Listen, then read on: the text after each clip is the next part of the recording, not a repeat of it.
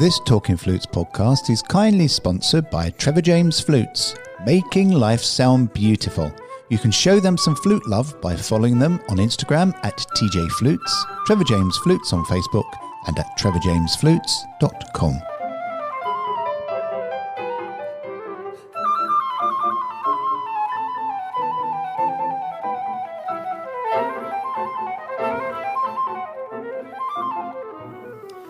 Hello and welcome to 2024 and a new year of Talking Flutes with me, Clare Southworth, and John Paul Wright. Hello, John Paul. I've got a headache. I bet you have. Oh, it was a long night last night. God, New Year's Day today. Oh, of all days to have to do a podcast. Yeah, aren't you happy? No. Yeah, I'm happy to see you too. You know what it's like. I mean, it wasn't that much, but just late. And the older one gets, I'd like to be in bed early. Well, I did go to bed early because I just don't want to stay up till midnight. I mean, I have to keep myself going until you see the fireworks and then go to sleep. So I just go to bed early. I can watch it on the news in the morning. That's the best way, really. My voice is a bit low. I quite like that, actually. Hello, my name is Jean Paul. I quite like the deep voice. Well, it's a brand new year. New year. Gosh, I think we're going into our 8th. What podcast number are we? Let's have a look at my schedule here. We're 200. This is number 294. 294. 294, and we're still going. I did hear from somebody else that does a flute podcast that most people that make podcasts, if you get to number 20, you're in the top 1%. Wow. Gosh, 294. Yeah. Why are people still listening? Because it's very varied and we don't talk too much rubbish. I would have turned off months ago, years ago. I only listened to 2 podcasts. Do you listen to podcasts? I listened to 2. Obviously, I don't listen to this one because I'm editing it, but I listen to Diary of a CEO with Stephen Bartlett, and which is wonderful. He has guests on from around the world, and they are, for me, it's the best podcast anywhere. And I listened to another one, and the name has just completely gone. I had it in my head just a second ago. Again, it's last night. I can't remember. I dip it in and out. I don't listen regularly, but I do dip in and out of various podcasts.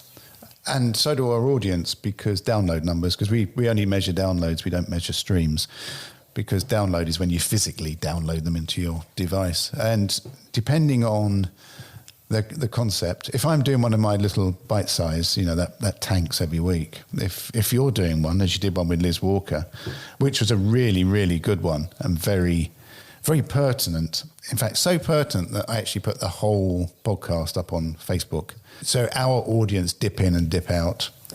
Yeah. Well, the podcasts I've done with Liz Walker have been really, they're so refreshing because it's funny, when you get to the level we're at, there's no competition between us. No. It's only about sharing and learning, still learning. So that, Liz will say something and I'm thinking, oh, I didn't know that. Oh, I've not tried that before. And vice versa. And it's that we can chat very easily about all things fluty, whether it's technique or various pieces, how we learn, how we teach, how we practice, how to improve. It's just very, very easy. We're quite happy to share data and analytics. And the week before I did something, I think it was on creative visualization, because I do the small 10-minute bite size just to fill the chunks between our ones. And I think there was about 3,000 downloads, which showed a sort of decline from my previous ones. And then Liz, I think I messaged you and said, I don't know what's gone on with this one. I think in the first week, we're looking at 6,500 downloads. So it shows people are dipping in. I've yet to know whether it is how I promote it, or whether it's the guest, or whether it is the chunk, what you say. I get it. Our audience do jump in and jump out. Yeah, well, I know from my own listenings that sometimes I don't have very much time, so I might dip in and not have time to finish it. Yes. Or have every intention to listen but don't get round to it. And then sometimes I just put it on as I'm doing things around the house, And before I know it, I've listened to 2 or 3. Yeah. So it's, I think most people are sort of the same like that. They are, and we're still going. I don't know why. Going. I don't know why. Can everybody stop listening? Then we can see the data go down, and I can retire gracefully back into my little shell.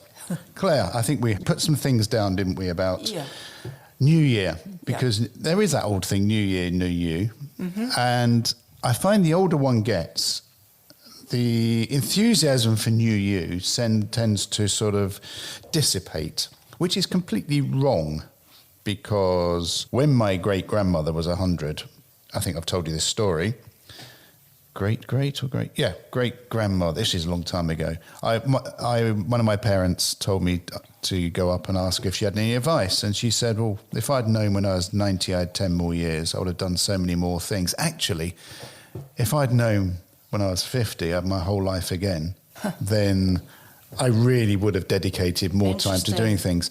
Yeah. So one of the subjects we've come up with is it okay to have plans and dreams for 2024? Mm-hmm.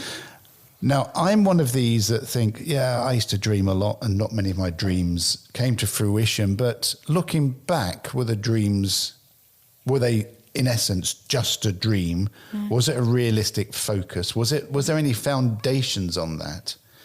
And I'm of this ilk now where, as I'm getting older, I don't dream, but I still like to think ahead. Yeah. Which is very slightly different. Yeah, I definitely think it's okay to have plans and dreams, but you need to not only know what to do, but you have to then do it. So I think the most important factor in this is taking action. Oh, absolutely. Yeah. So, that's the big thing, taking action. How many times we made New Year resolutions only to have forgotten them just a few days later? That's normally what happens. So I like writing things down. I think to make a written plan and ask yourself, where are you now? Where do you want to be in a year's time? And I don't mean this for people who are seriously learning the flute and want to go and take it as a career. And this could be for anybody. Where are you now in terms of your playing? Where do you want to be in a year's time? So, for example, do you want to learn a particular piece or take an exam? What age your motivation? It's no good saying, I'll practice more, because it's just too vague and you'll never do it. Yeah.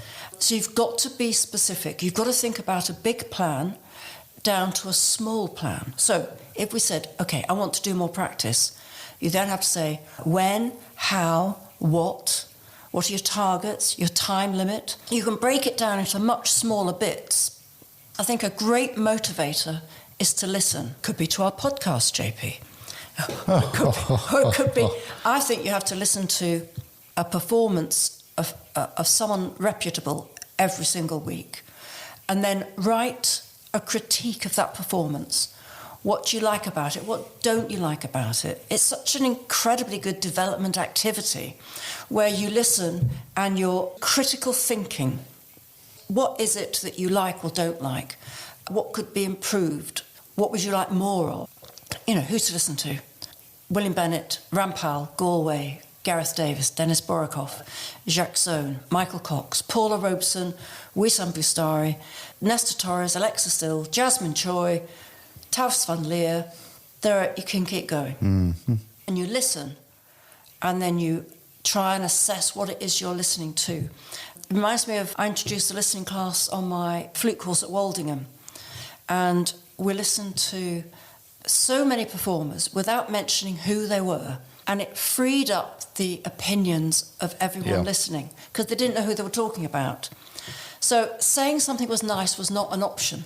Unless you had something useful to say, it was best not to sort of say it.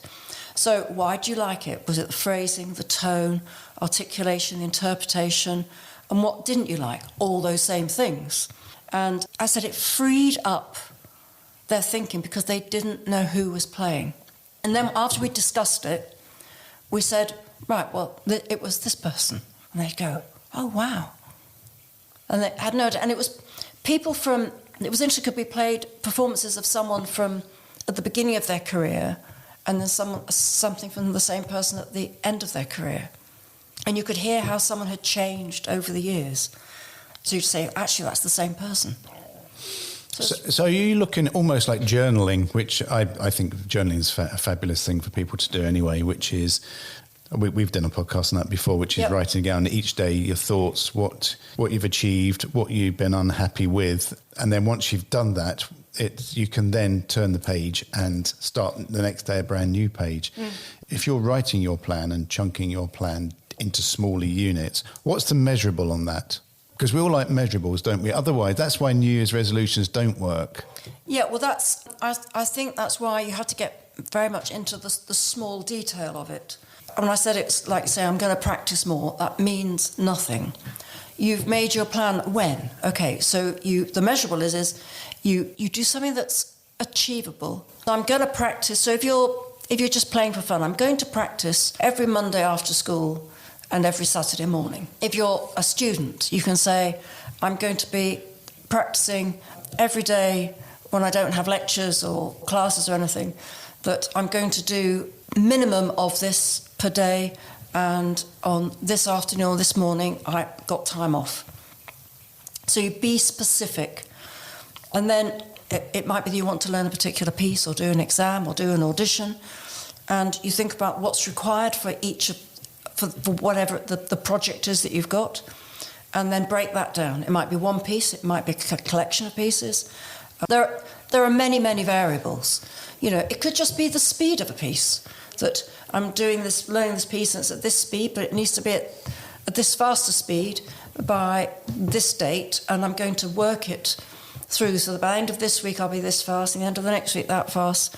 It could be very specific like that. Do you think that just that word dreams is such a sort of pointless exercise, because you're just putting something out there that is sometimes not even achievable? There is the measurable of getting to where you dream of being.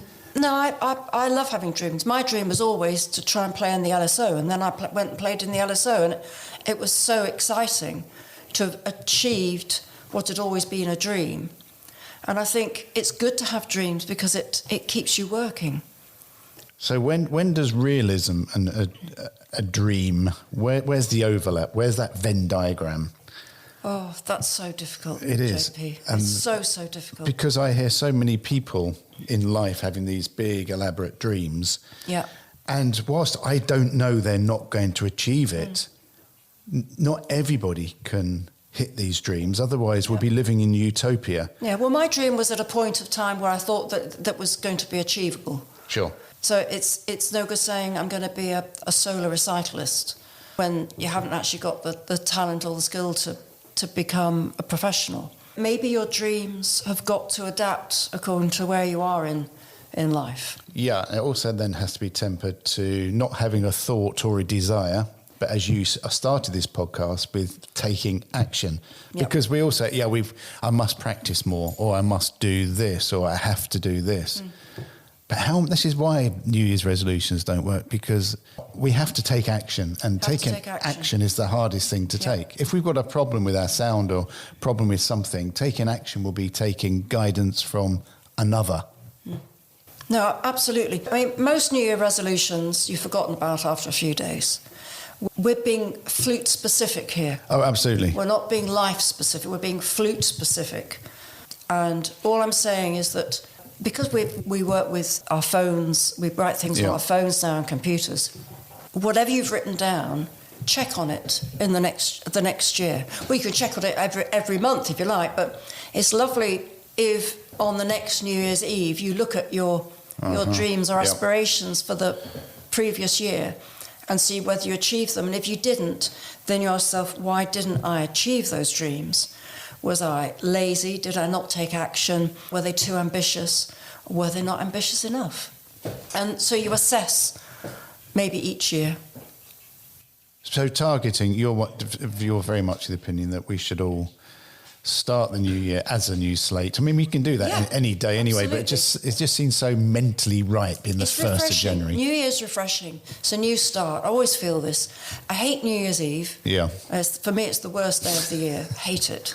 But New Year's Day, because on New Year's Eve, I take down all my Christmas decorations. New Year's Day, so today, It's a new start. House is all clean. Have you noticed how clean it is? It is. There's no sign of anything. No sign of anything. It's clean, it's fresh. I'm ready to get started. I get most of my best creative ideas in January. God, that's quite odd because January is such a cold, dark, wet month. But I get thinking, what can I do? Because otherwise I get bored very easily. Mm-hmm. So I have to think what to do. What can I do? And I try and think as creatively as possible. And as long as you're being great, this is someone who told me this once.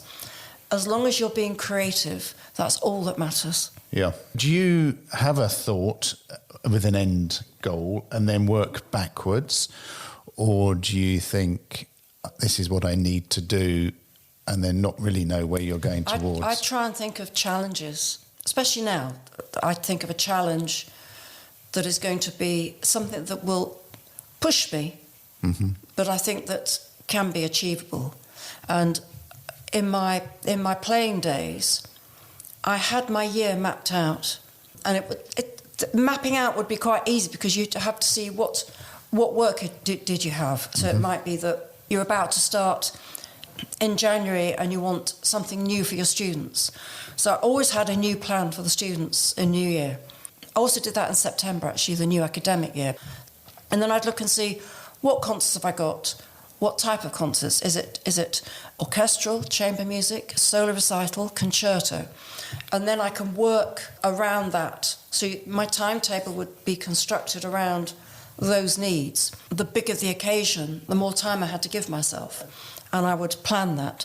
So some things could be put on the back burner and some things had to get going straight away. But I had a plan of the year, and that's, for me, it worked. I like to be methodical. It was always my way.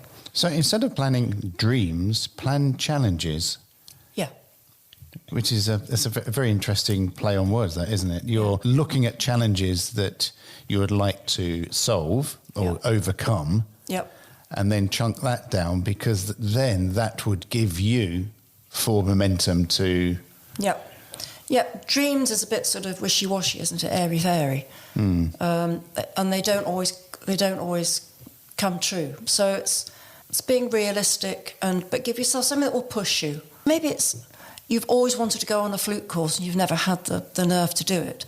Maybe January is where you do some research into what courses there are, who's running them, who's teaching them, what's required, and then get the repertoire and start working at it so that you give yourself the confidence to go and book and go. Yeah. Did you ever find that if you ever hit a dream, that was such a letdown once you'd actually, obviously not playing with the LSO, but when in the very few occasions where I've dreamt of something and I've actually achieved it, there was that, there was this sort of, I wouldn't say it's an anticlimax, but it was, bearing in mind my dreams are nowhere near in the flute world what the flute players do, or even outside as an individual, because we all have different aspirations, don't we? I never found that, JP. As soon as I'd achieved what I'd hoped to do, I find it so exciting, and then I think of the next one. Yeah. I mean, the only time it would be difficult, I mean, I did every competition going, and if you didn't get through a round, the first round, say, I'd spend a day feeling really upset, and then the next day I'd get cross, and then I'd look for the next challenge, and then get starting again, and then I'd be all excited again. See, I always found challenges once I've achieved something, a goal. I always found that I still find that really hard on the motivational level. Yeah. To actually, because I've gone back on some of the things I've done in my life that have been very high standard. I've literally gone backwards when I've hit a goal. Because I've just, it is... It's interesting because you said with these podcasts you wanted to get to 200. I did. And now we're about to get to 300. Yeah, that's because there's too many people listening, and please switch off. Listeners, he's not as miserable as he sounds. It's New Year's Day. It's horrible. It's horrible. You're in a good mood and I've got a headache. So how to keep up practice motivation then when it becomes harder? So you will start today with, you're full of beans, you're full of joy. start of a new year, turn the page, all that malarkey. Well, I mean, it's just what we've just been talking about. I mean, if you just go and listen to some fabulous flute players, that's motivation. That aids your practice. You go and listen to somebody wonderful. It doesn't have to be flute players, of course. You can go and listen to just wonderful musicians that make you want to get your flute out and play music. Could be as simple as that. There's no musician that makes me want to get the flute out. I wouldn't want to annoy the neighbours that much. I get the piccolo out occasionally with those magpies in the garden. That would really annoy them. High F and high F sharp trills. Brilliant way to get rid of magpies. I'm sure. A really humane way. No, it's just, when you're practicing, you're motivated, things aren't really going your way, it's working your way through that. Yeah. But sometimes it's maybe just simple as taking some time off, which can aid your motivation. Everybody is different, isn't it? I mean, sometimes you can work too hard. I mean, I think that was definitely my default, that I worked too hard. My first 2 years at college, I didn't go out. One night, didn't go out. I worked all the time. God, you're boring. You're at uni and you didn't go out for parties and drinks? Well, no, music college, it was different to uni. Oh, okay. Music college, you were there, it was a serious business. You shut yourself away in a room all day and you practiced. There was so much to get through. And I was very much a perfectionist. I had to get things right, which is wrong. But at that time, it was sort of practice makes perfect, which of course it doesn't. But anyway, that's a whole other topic. But sometimes you can work too hard. And I said, you need to plan something, have a timetable.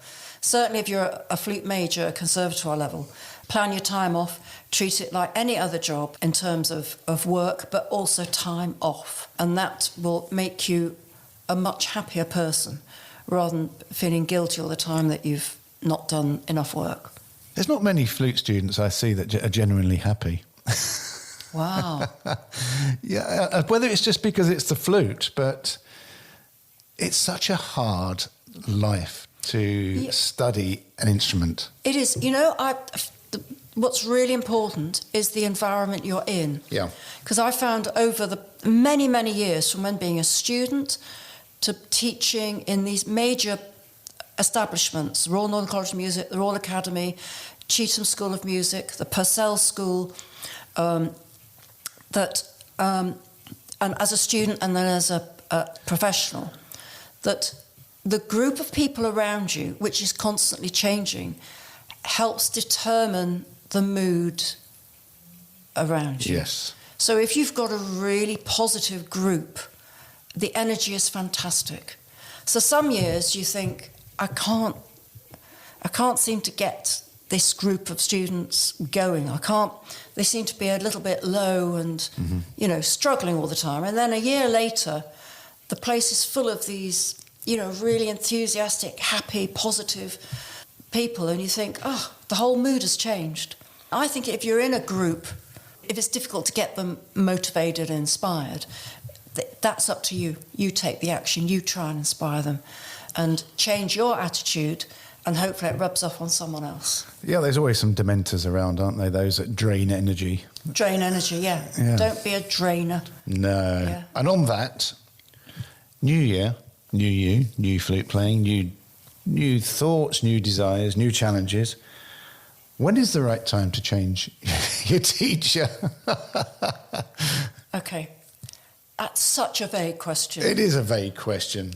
I always used to change teachers, sort of. Did you? Well, the answer totally depends on your circumstances. It does. How long you've been with your teacher? Is your teacher professionally trained?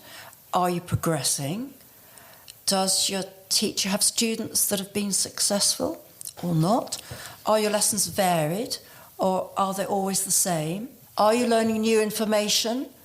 Do you have a good mix of technique and repertoire? Do you get on?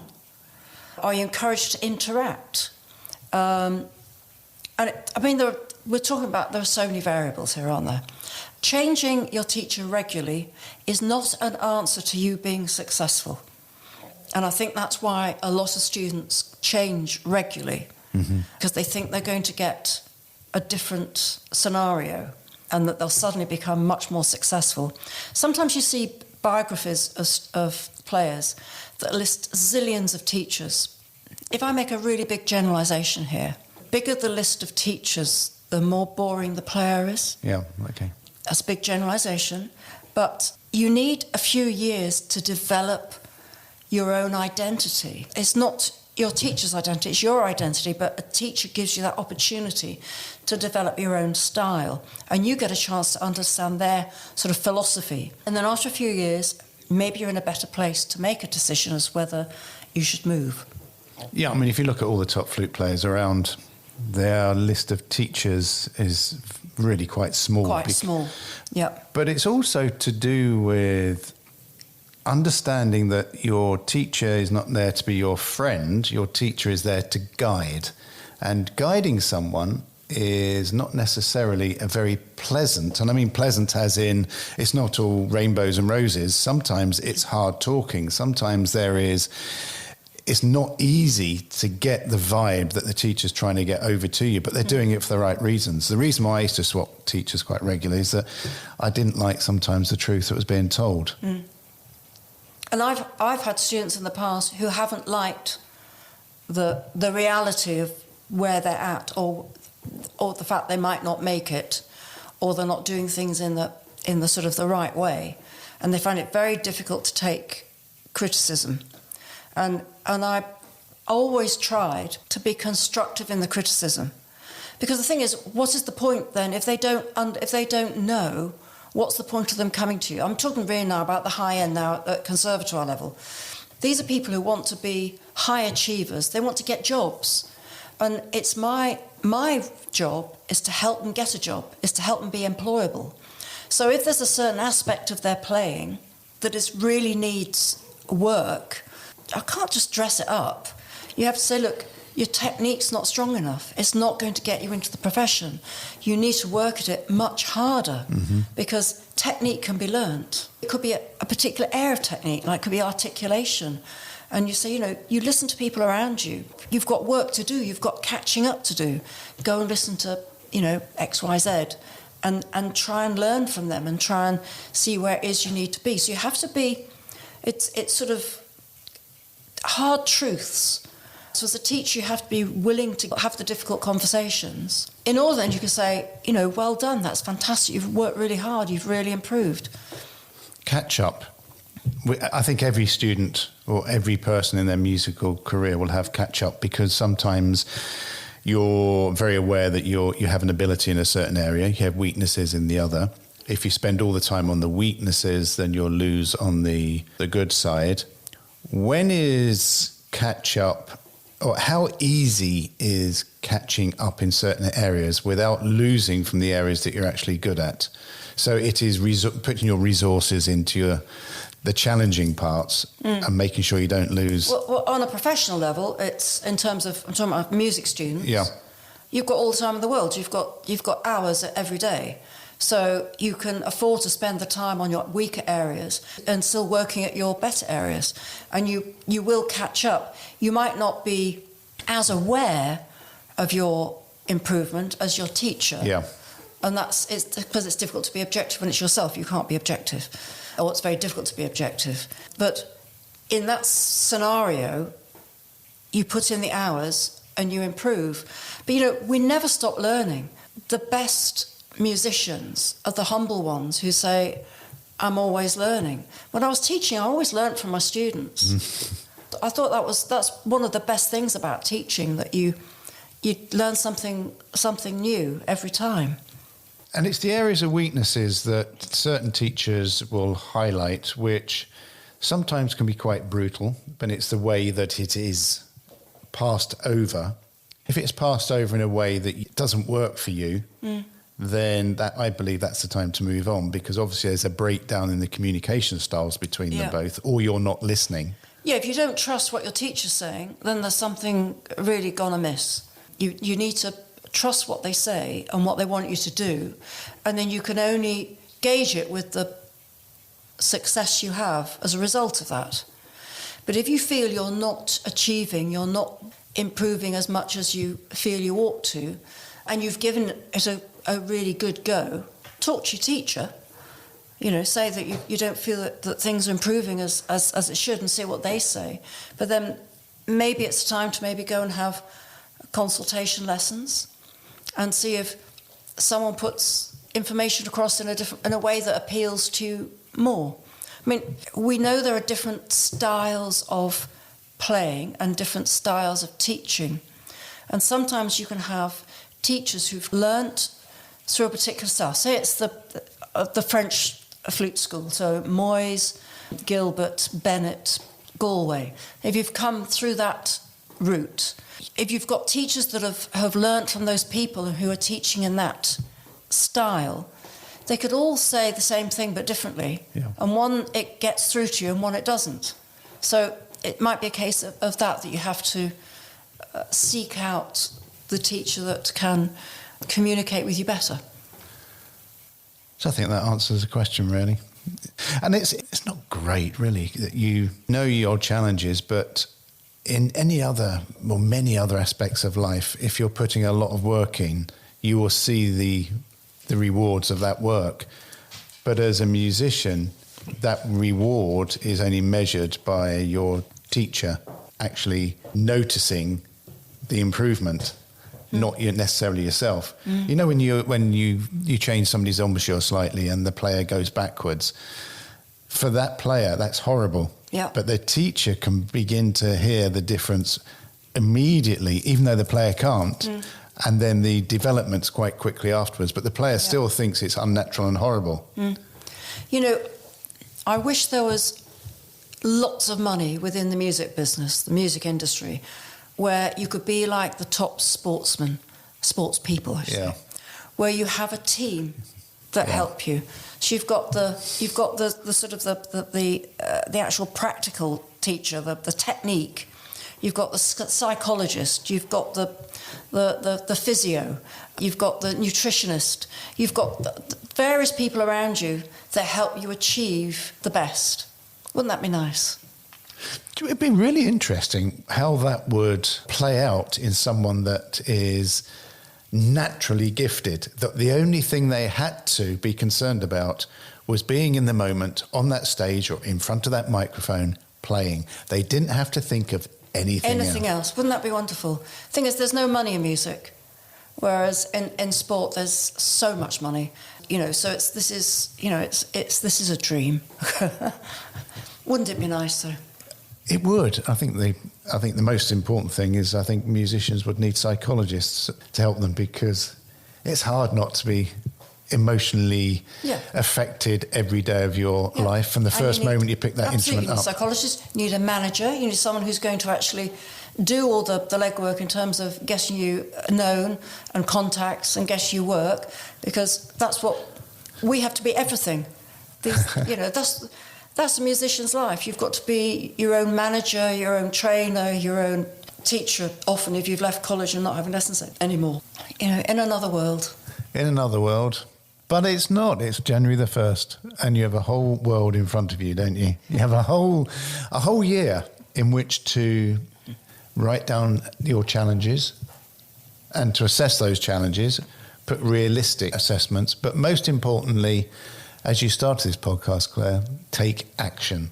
Yeah, I'd love to hear from listeners about what goals they've got and maybe what action they've taken, and let us know how it's going. Well, my goal this year my goal in the next couple of minutes is to have a coffee, because my head is going absolutely crackers. My goal this year is, do you know, I haven't set one. How weird, I haven't even thought about a goal. Perhaps it's because I'm an old fuddy-duddy, you know, bah humbug. New Year's resolutions, they don't work. No time like the present, Jim. There is no time like the present. You've got to say it like a London chimney sweep, ain't you? You've got to say it like that. There's no time like the present. Thing is, you've got to do something that makes you happy. That's the thing, isn't it? And we're deviating off because... We are deviating off. Because being a flute player, how often does it make you happy? All the time, JP. All the time. No, not me. It doesn't matter if you just play for fun or it's your work.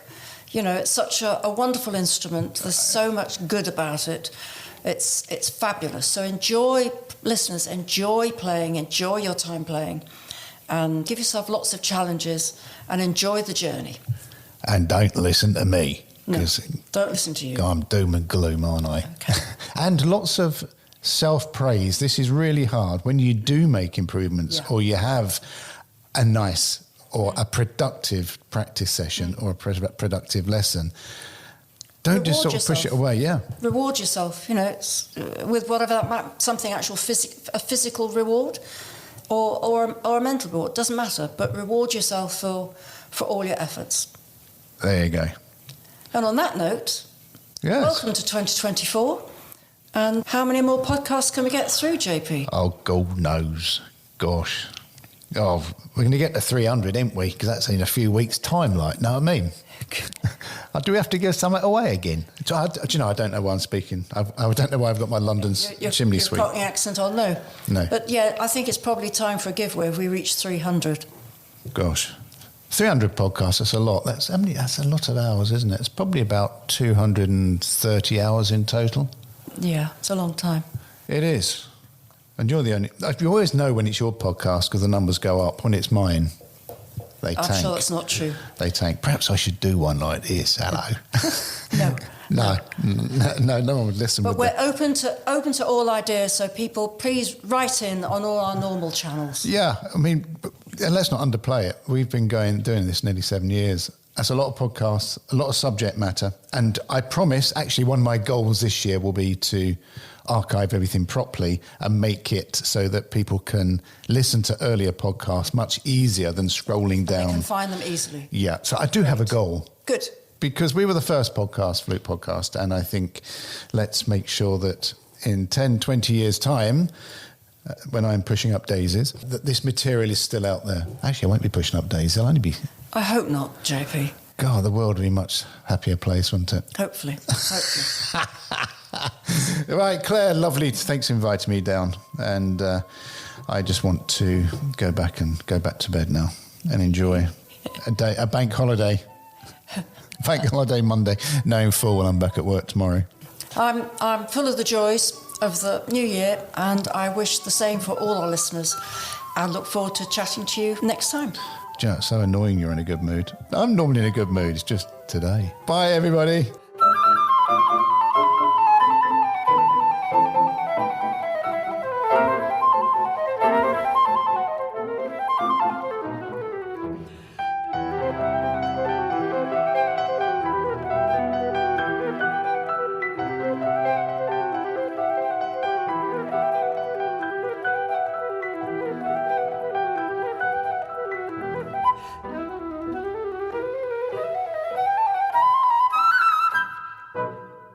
Talking Flutes and Talking Flutes Extra are podcast productions by the Trevor James Flute Company.